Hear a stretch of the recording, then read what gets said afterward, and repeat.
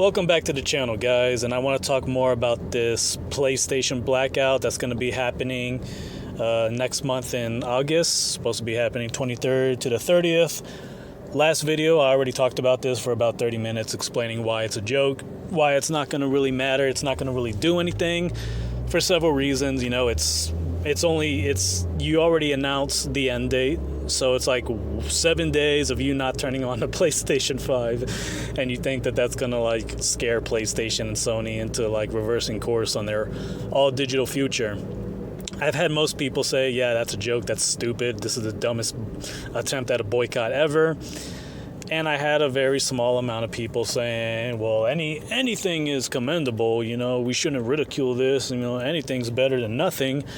And, well, I would argue that this is as close to doing nothing as it gets. And the only difference being that if you do nothing, at least you are not giving yourself the false sense of taking action. This is, you know, you're wasting your time over here thinking this is going to work. It's not going to work.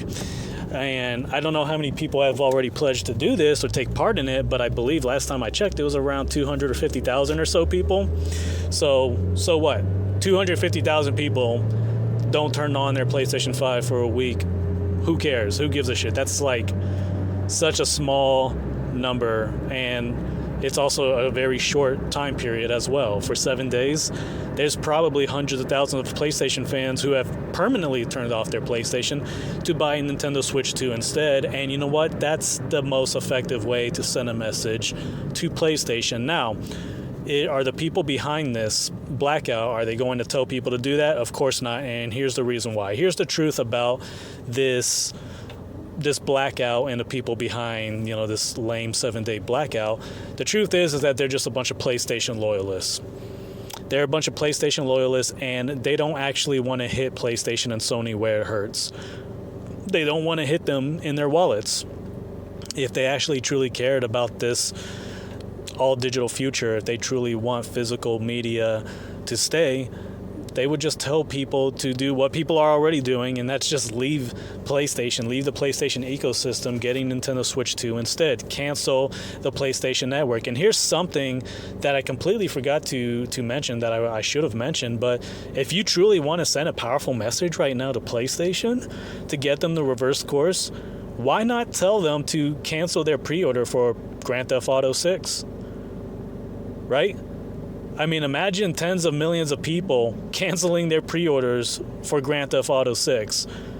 That would make PlayStation shit the bed big time. They would definitely be like, hey guys, wait, you know, we're considering going back on, you know, our all digital future. Like they'll try to send some kind of damage control message. They'll do something, you know, to try to get people not to be as angry. They're like, please, you know, they're going to do something. They're going to say something, because right now they're remaining quiet and they're not really addressing it that much. But I guarantee you, if tens of millions of people canceled their pre-orders of that fucking code in a box, which is Grand Theft Auto 6, I guarantee you that's gonna scare the shit out of them, and they're gonna say something. They're gonna do some damage control and be like, hey, we're having second thoughts about that.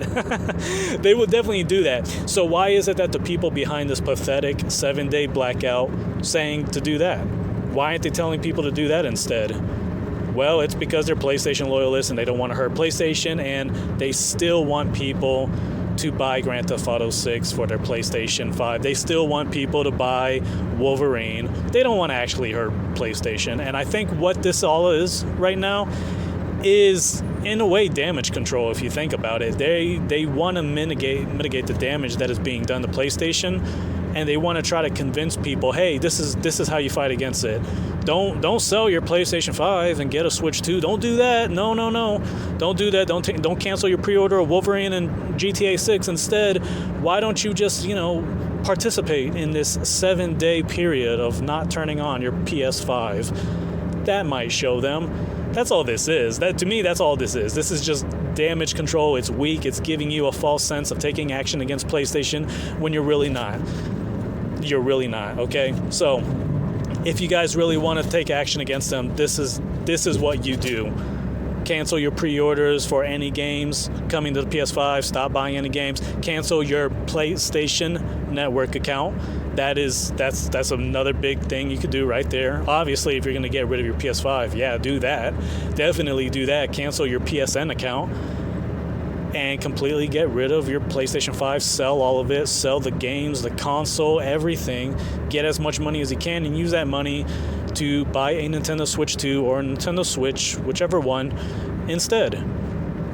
You know, if you want to get something just a little bit more affordable that already has a great library of games, you could get the Switch. But if you're fine with paying a little bit of extra for the far better, more superior console in the Nintendo Switch 2 that has backwards compatibility so you can play those other games, then do that. But either way, you are taking more action against PlayStation by doing that instead of participating in this half measure of a 7-day blackout period. That's not going to really matter. It's not going to do anything. So I think what happened is they probably noticed that there are a lot of people on social media who keep talking about the fact that they got rid of their PS5, they completely sold it and got a Nintendo Switch 2 instead. So I think what this really is a reaction to that, and they're basically just trying to do damage control and tell people, hey, this is how you really fight against PlayStation. Just don't turn on the PS5 for like 7 days. There you go. And it's like, why such a short period? And why do you have an end date to it? Why not indefinitely? It makes more sense to do it indefinitely. You know, hey, just don't turn it on at all until something happens, right? Why not tell them to cancel their PlayStation Network account? That would even make sense. Like, it's like you don't even have to get rid of your PlayStation 5. You could just cancel your PlayStation Network. Imagine millions of people doing that. That might do something, right? But no, they're not even going there. Instead, it's just this weak-ass half measure, this bullshit of just like, yeah, don't play your PS5 for like 7 days. Like, get out of here. That's what this is. To me, that's all they're doing here. They don't want to actually hurt PlayStation. These are PlayStation loyalists. And so their little lame-ass solution right now is just for you to like not even turn on the console for a few days, for like 7 days, and that's it. And that's not going to do anything. So yeah, I hope that makes sense to you guys. I think that's exactly what's going on here. Because, you know, this just doesn't make any damn sense to me. You truly are pissed off about all this, and you think this is going to work. Like, for me, if Nintendo was to do something extremely retarded, I would cancel my NSO account. That's what I would do. If they were to do something that was going to piss me off and it was going to be, you know, a threat to, you know, my enjoyment of gaming or whatever, or if they're doing something that's really stupid, like they're supporting PlayStation the way Xbox does, yeah, I would cancel my NSO. I would do stuff like that. I would go to those extreme measures, you know? That's what I would do. I wouldn't participate in just this weak-ass 7-day period of not turning on a system. That's, like, what's that going to do? And they probably keep up with social media a little bit. They're probably going to find out that, oh, some PlayStation fans organized this 7-day blackout period. Yeah, nothing to worry about. Even if it's 5 or 10 million people who participate, they're not going to give a shit. They're like, oh, okay, don't worry. It's for 7 days. Somebody organized it. They'll be playing the game again after 7 days. So, yeah, that's my thoughts on all of this. I think these are just pathetic PlayStation fangirls. They're loyalists, and they don't actually want to hurt PlayStation, and they simply just want to do some damage control and prevent people from actually taking action, which is doing what thousands of other people are doing right now. Go check out my video called PlayStation Fans Are Buying the Nintendo Switch 2. And good grief, that's my most watched video, 13,000 views, 600 comments, maybe 700 comments at this point, with 400 likes. You're going to see hundreds of people commenting saying, yeah, I literally just got rid of my PS5 like last week or yesterday or just an hour ago. And I just bought the Nintendo Switch 2. Best decision I ever made. You're going to see hundreds of comments like that. You're going to see hundreds of comments like that. And you know what? It's not just my video. I guarantee you that's all over the place. That's probably on Reddit, Facebook, Instagram, whatever. You know, YouTube, other YouTube channels probably receiving these same type of comments. I've seen other YouTubers talk about this as well, about how they're seeing so many people talking about how they got rid of their PS5 and they're getting a Nintendo Switch 2.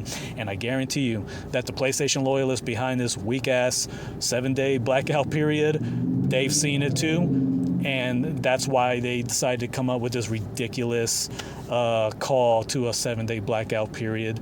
They simply don't want you to sell your PS5 and get a Switch 2. Because here's the thing, they know damn well that if that happens, if all these people get rid of their PS5 and get a Nintendo Switch 2 instead, they're not coming back to PlayStation. When they realize how much more fun it is, how many games there are to be played on Nintendo, they're going to have no reason to come back to PlayStation 5. They're not going to spend another, they're not going to like sell their PS5 and then buy it again when it's like, oh shit, we're having so much fun with the Nintendo Switch 2. This is so great. This is so awesome. So much to play here. It's more affordable. The NSO is much cheaper. What reason would they have, even if PlayStation is like, oh, hey, by the way, we're not going to get rid of physical media, guys? No, they're just going to be like, yeah, cool. Well, we're glad, but to be honest, PS5 was boring as hell. We didn't have fun with it. There are a lot of comments that I've received from former PlayStation fans saying exactly that. As a matter of fact, there's a lot of people who had gotten rid of their PS5 before it was announced that they were going into an all-digital future. There were already so many people saying, yeah, I got the Switch 2 long before that, and I'm not going back to the PS5. So the people behind this blackout period, I think they know damn well that if they tell people to actually boycott PlayStation and get a Nintendo Switch 2 instead, they're not coming back. Those people are not coming back even if PlayStation announces they're going to continue with physical media after 2028. They know damn well that people aren't going to go back anyways once they actually get into the Nintendo ecosystem. So there you go, guys. That's the truth behind this 7-day blackout period. It's weak. It's pathetic. I see right through it. It's a bunch of bullshit, smoke and mirrors, you name it, all right? So anyways, if you're a PlayStation fan or whatever, do you plan on participating in this, or are you going to do what you should do, and that's enhance your gaming experience by buying a Nintendo Switch 2. If you already bought the Nintendo Switch 2, let me know how much you like it, what games you're playing. I've received hundreds, maybe thousands of comments at this point of people telling me this, so I definitely want to hear from you guys. And if you're a friend of the channel, tell me what you think about this 7-day blackout period. Do you think I'm right? Do you think that this actually is nothing but, you know, smoke and mirrors, just damage control to get people not to sell their PS5 and instead to just participate in this 7-day blackout period, which ain't gonna do anything? Let me know, and I will get to each and every single one of you guys later.